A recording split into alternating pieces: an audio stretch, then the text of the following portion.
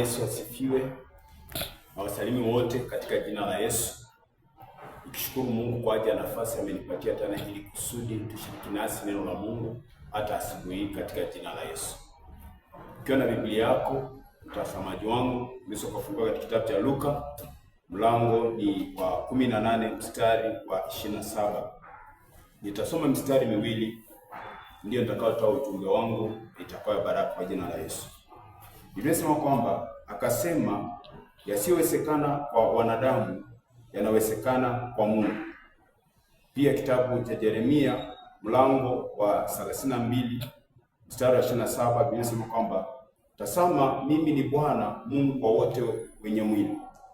Je, kuna neno gumu lolote nisiloliweza? Ujumbe wangu siku ya leo, napenda kushiriki nasi kuhusu yasiyowezekana kwa wanadamu, kwa Mungu yanawezekana.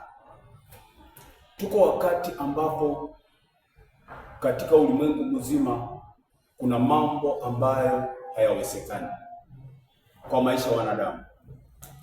Kuna magonjwa yale hayawezekani kutibiwa. Kuna tabia ambayo haiwezekani kubadilika kwa mwanaume ama kwa mwanamke. Kwa watoto ndio utapata kwamba kuna wazazi ambao wako na watoto ambao wanawasumbua, anaamua kuchapa, akachoma mikono, wengine wakakata sikio ili kwamba mtoto abadilike tabia, lakini hawezi akabadilika.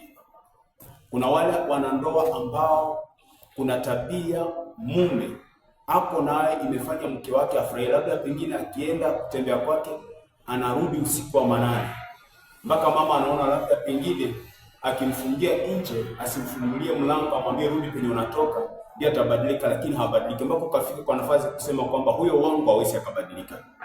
Pengine mama kwa mumewe, tabia yake ambayo si nzuri, ameamua kupigana na mkeo, huyu mwanaume ameamua kumfukuza, lakini habadiliki.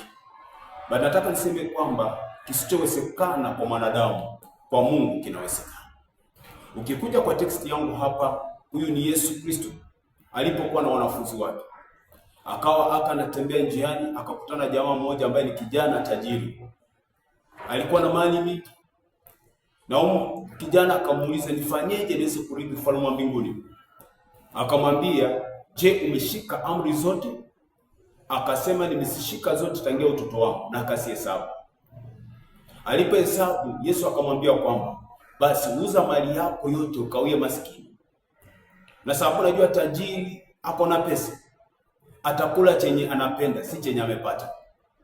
Atavaa chenye amependa, si chenye amepata. Ataenda penye anataka, si penye amepata tu kwenda. Akashindwa, akiuza mali yake yote itakuwaje? Atakula chenye anapenda kweli? Atavaa chenye anapenda kweli? Na akakasirika. Yesu alistajabu na akaambia wanafunzi wake kwamba ni rahisi ngamia kuingia kwa tundu la shindano kuliko tajiri kuingia katika ufalme wa mbinguni. Hilo jambo likatatiza mawazo ya mitume. Wakauliza, basi ni nani atakayeokoka? Yesu akasema kwamba yasiyowezekana kwa mwanadamu, kwa Mungu yanawezekana. Nataka niseme hivi kwamba Mungu ni chanzo cha maisha yetu. Na kama ni chanzo cha maisha yetu, inamaanisha kwamba maisha yetu yako mikononi mwake tangia mwanzo hadi mwisho. Chenye unataka, chenye unatamani kiko mikononi mwa Mungu. Tabia hiyo unataka ama maisha hiyo unataka yako mikononi mwa Mungu. Ili uweze kuyaishi, itabidi ushikamane na yeye. Na ndipo shikamane na yeye, namba 1, njia ya kipekee ya kutunganisha na Mungu si nyingine ila ni Yesu.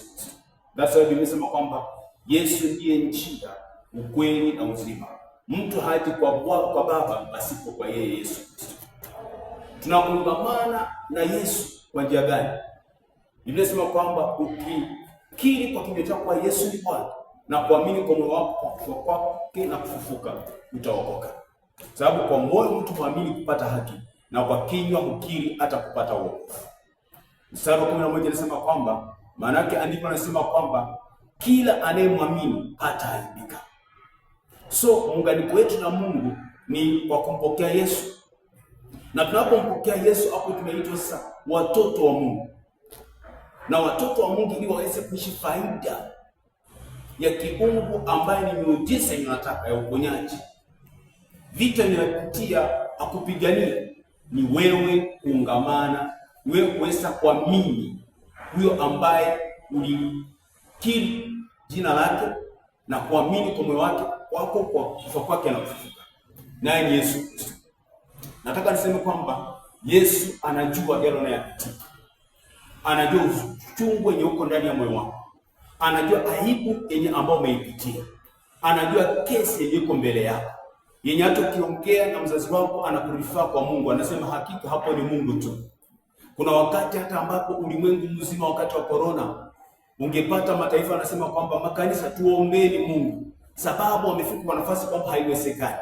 Lakini nataka niseme kwamba kisichowezekana kwa mwanadamu kwa Mungu kinawezekana.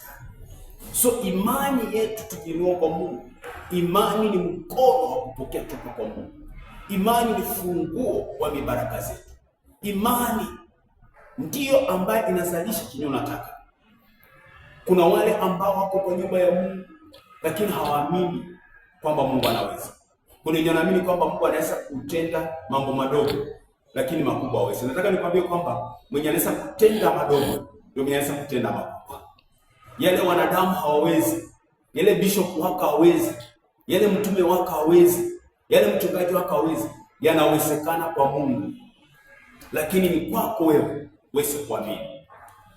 Biblia inasema kwamba huyu ni Mungu, akasema kwamba huyu ni Yeremia akasema kwamba Bwana Mungu, tazama wewe umeziumba mbingu na nchi kwa uweza wako mkuu, na kwa mkono wako ulinyosha.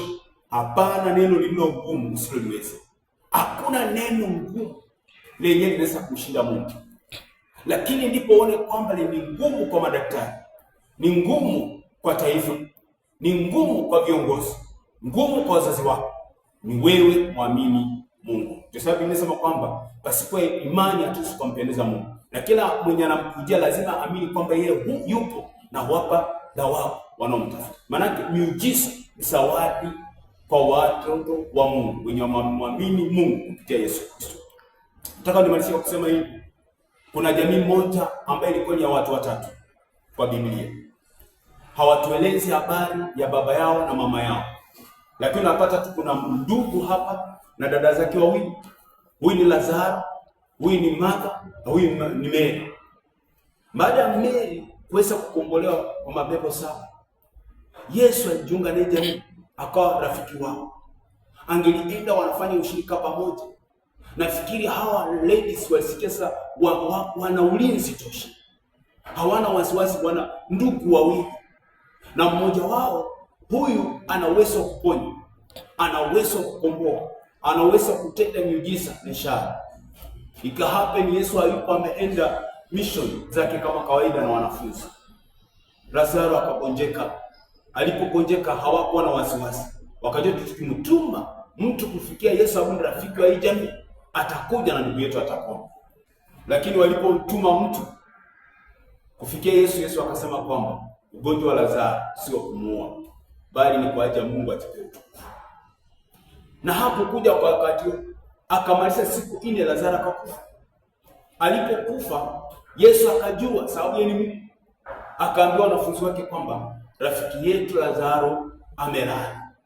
Tomaso akasema kwamba kama amelala ataamka. Yesu akamwambia kwamba rafiki yetu Lazaro amekufa. Kwa hivyo walipoenda kufika kwa bomu, Mary aliposikia habari Yesu amekuja, yeye hakukuja, alisusia. Aliona ni kama Yesu amemfeli.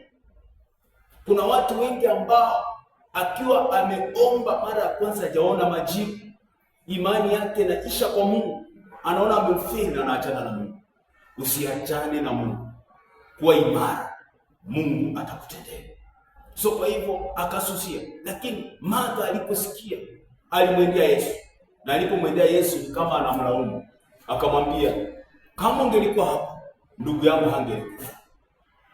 Lakini nashukuru Mungu kwa ajili ya Martha.